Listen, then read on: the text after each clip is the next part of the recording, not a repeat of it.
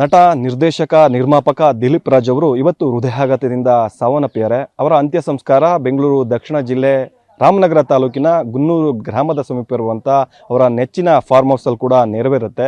ಇದೀಗ ಅಂತ್ಯ ಸಂಸ್ಕಾರ ನೆರವೇರುತ್ತಿರುವಂಥ ಆ ಒಂದು ಸ್ಥಳದಲ್ಲಿದ್ದೀನಿ. ನೀವು ಕೂಡ ದೃಶ್ಯದಲ್ಲಿ ನೋಡ್ಬೋದು. ಈ ಒಂದು ಫಾರ್ಮ್ ಹೌಸ್ 1 ಎಕರೆ ಪ್ರದೇಶದಲ್ಲಿರುವಂಥದ್ದು.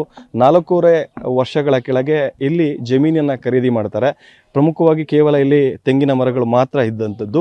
ಆನಂತರದಲ್ಲಿ ಇಲ್ಲಿ ಸಾಕಷ್ಟು ಡೆವಲಪ್ಮೆಂಟ್ ಮಾಡ್ತಾರೆ. ಜೊತೆಗೆ ಒಂದು ಫಾರ್ಮ್ ಹೌಸ್ನಲ್ಲಿ ಮನೆಯನ್ನು ಕೂಡ ಕಟ್ಟಿರುವಂಥದ್ದು. ಇಲ್ಲಿನ ಫಾರ್ಮ್ ಹೌಸು ಅವರಿಗೆ ಸಾಕಷ್ಟು ಅಚ್ಚುಮೆಚ್ಚು.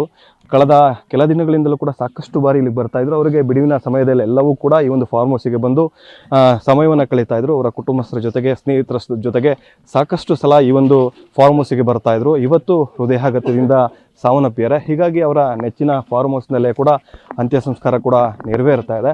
ಇನ್ನೇನು ಕೆಲವೇ ನಿಮಿಷಗಳಲ್ಲಿ ಅಂತ್ಯ ಸಂಸ್ಕಾರ ಕೂಡ ನೆರವೇರುತ್ತೆ. ಹೀಗಾಗಿ ಆ ಒಂದು ಫಾರ್ಮ್ ಹೌಸ್ನ ಬಳಿ ಅಂತ್ಯ ಸಂಸ್ಕಾರಕ್ಕೆ ಈಗಾಗಲೇ ಸಕಲ ಸಿದ್ಧತೆ ಕೂಡ ನಡೀತಾ ಇರುವಂಥದ್ದು. ಪ್ರಮುಖವಾಗಿ ಲಿಂಗಾಯತ ಸಂಪ್ರದಾಯದಂತೆ ಕೂಡ ಅಂತ್ಯ ಸಂಸ್ಕಾರ ನೆರವೇರಿಸೋದಕ್ಕೆ ಕೂಡ ಈಗ ತಯಾರಿಯನ್ನು ಕೂಡ ಮಾಡ್ಕೊಳ್ತಾ ಇರುವಂಥದ್ದು. ಈಗಾಗಲೇ ಗುಂಡಿಯನ್ನು ಕೂಡ ತೆಗೆಲಾಗ್ತಾ ಇದೆ. ಇಲ್ಲಿನ ಸ್ಥಳೀಯರು ಮತ್ತು ಈ ಒಂದು ಫಾರ್ಮ್ ಹೌಸ್ನಲ್ಲಿ ಕೆಲಸ ಮಾಡುವಂಥವ್ರು ಎಲ್ಲರೂ ಕೂಡ ಈ ಒಂದು ಅಂತ್ಯ ಸಂಸ್ಕಾರ ನೆರವೇರಿಸೋದಕ್ಕೆ ಎಲ್ಲ ರೀತಿಯ ಸಿದ್ಧತೆಗಳನ್ನು ಕೂಡ ಮಾಡ್ಕೊತಾ ಇದ್ದಾರೆ. ಈಗಾಗಲೇ ಪಾರ್ಥಿವ ಶರೀರ ಕೂಡ ಬೆಂಗಳೂರಿನ ಹೊರಟಿರುವಂಥ ನೇರವಾಗಿ ಇಲ್ಲಿಗೆ ಈ ಒಂದು ಫಾರ್ಮ್ ಹೌಸ್ಗೆ ತೆಗೆದುಕೊಂಡು ಬಂದು ಆನಂತರ ಕೆಲವೊಂದಿಷ್ಟು ವಿಧಿವಿಧಾನಗಳ ಮೂಲಕ ನೆರವೇರಿಸಿದ ನಂತರದಲ್ಲಿ ಇಲ್ಲಿ ಅಂತ್ಯ ಸಂಸ್ಕಾರ ಕೂಡ ನೆರವೇರುತ್ತೆ. ಇಲ್ಲಿ ಸ್ಥಳೀಯವಾಗಿರುವಂಥ ಸ್ವಾಮೀಜಿಯವರು ಕೂಡ ಬಂದು ಲಿಂಗಾಯತ ಸಂಪ್ರದಾಯ ಅಂತ ಕೂಡ ಅಂತ್ಯ ಸಂಸ್ಕಾರವನ್ನು ನೆರವೇರಿಸಲಾಗುತ್ತೆ ಅಂತ ಕೂಡ ಹೇಳಲಾಗ್ತಾ ಇದೆ.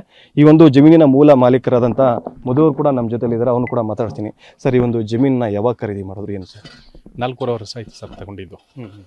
ಈಗ ಜಮೀನು ತೆಗೆದುಕೊಂಡಂಥ ಸಂದರ್ಭದಲ್ಲಿ ಹೇಗಿತ್ತು ಸರ್? ಹೆಂಗೆ ಸರ್? ಇದೆಲ್ಲ ತೆಂಗಿನ ತೋಟ ಇದ್ದದ್ದು.